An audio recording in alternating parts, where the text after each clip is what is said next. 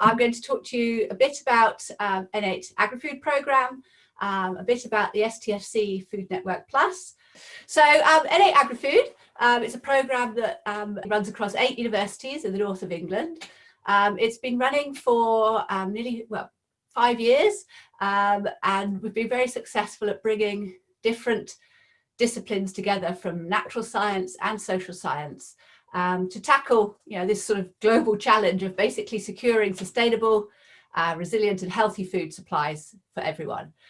We're very conscious that a food system must deliver healthy diets, a healthy planet, but it must do so equitably, whilst also enabling a thriving rural and urban economies. We work across the whole sort of agri-food remit. We have a lot of capacity around sustainable food production, but over the last 5 years, we've really linked that with and found capacity in our universities around looking at resilient supply chains, food processing, through to consumer behaviour, nutrition and health. And what we've tried to do is not just gather everyone together and they all carry on working as before, but we've really driven a change in how people work. People are working across disciplines and realising that different disciplines have a lot to offer. You can read a lot more about the N8 Agri-Food Programme at the website that I give you there, but I just wanted to give you a flavour of some of the activities that we've been doing. So we recently, N8 universities are leading 2 of the Strategic Priorities Fund Transforming UK Food Systems projects. So we've got £12 million for research and innovation to try and change the UK food system into one that does deliver healthy diets from a healthy planet. N8 Agri-Food has held annual conferences where the real emphasis has been on bringing academia, industry, civic society organisations together, government at regional and national level, rather than just an academic conference. We've really tried to sort of engage with all different types of stakeholders across the food system. We've had quite a lot of public and schools outreach projects. I'll just show you one here, Take a Bite Out of Climate Change, around the sort of impact of our food choices on climate change, and that was led by Sarah Bridle at Manchester. We've been training early career researchers in how to sort of ensure that their research can have impact.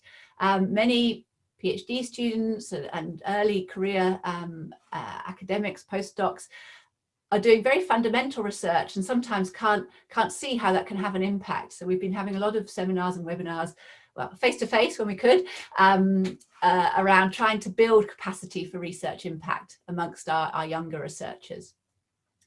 And we've recently launched in November 2020, the N8 Agri-Food Food Systems Policy Hub. And that's really looking to try and use this breadth of expertise across N8 Agri-Food to provide evidence for new policies and practice, and also promote the sort of coherent decision making that comes from systems thinking. So on International Women's Day, I particularly wanted to highlight that the achievements of this programme are due to its diversity and inclusion.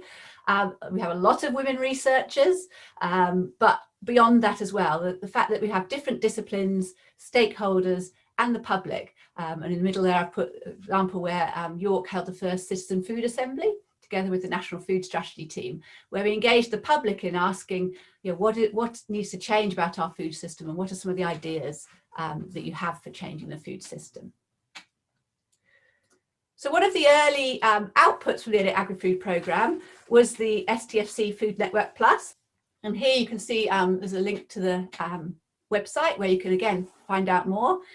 So Stfc is the Science and Technology Facilities Council. And the aim of this Food Network Plus was to build, again, an inclusive network across disciplines and people and countries. So we're now focused on the UK, Asia and Africa. Obviously Africa is not a country and Asia is not a country, they're continents, but those are the sort of continents that we've focused on to link up with the UK.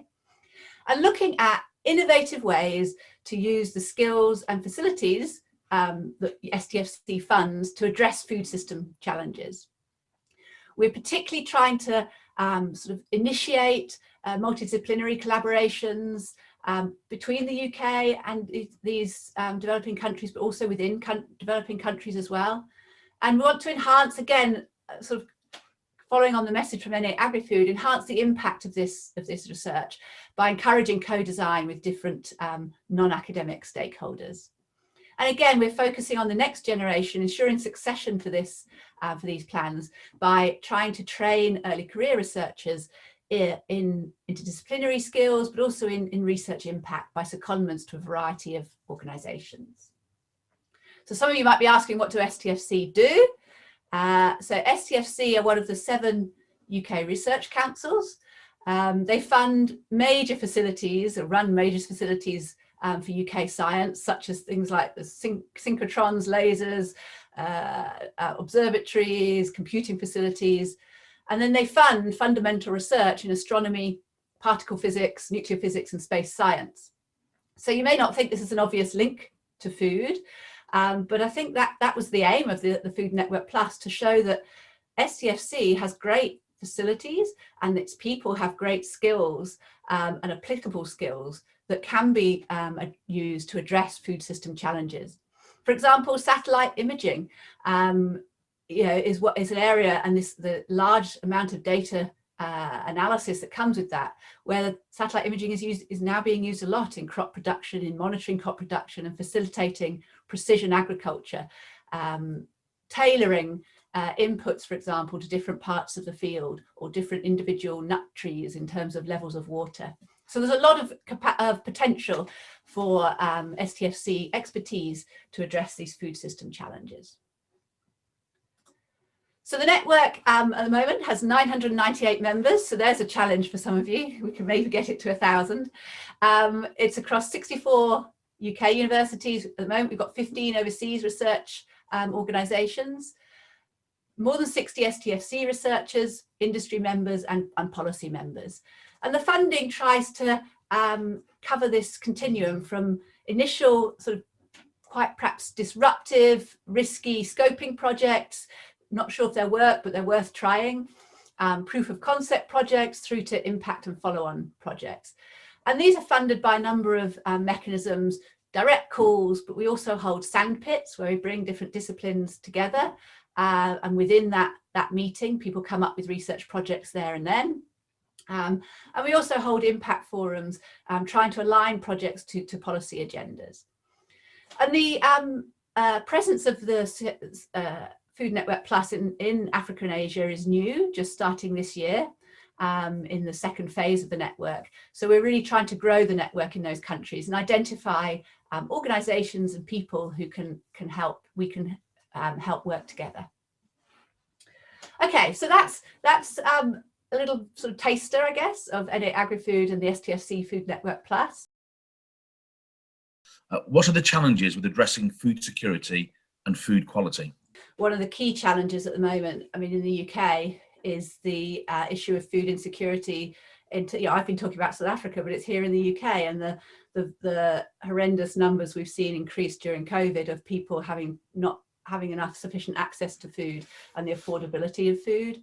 And I think, for me, what's got to shift in the UK is that the unhealthy, high fat, high sugar, high salt food has got to become less accessible, or healthy food has got to become more accessible to everyone in the population. And that, to me, is that's a big, Ben's talking about the economy of the farmers, which I agree with, but it's shifting the economy of the whole food system so that that healthy diets become affordable to everyone. Okay, another question for you, Katherine. What's been your experience with land policy for the countries you've worked in? Yeah, so I mean, certainly in South Africa, as I've said, the smallholder farmers are not on great land. They're not, many of them are not under pressure, they're not being forced off the land they're on because it's not high quality land. So they have land that they are on, but there's a lack of formal allocation of that land to them and land rights in terms of succession.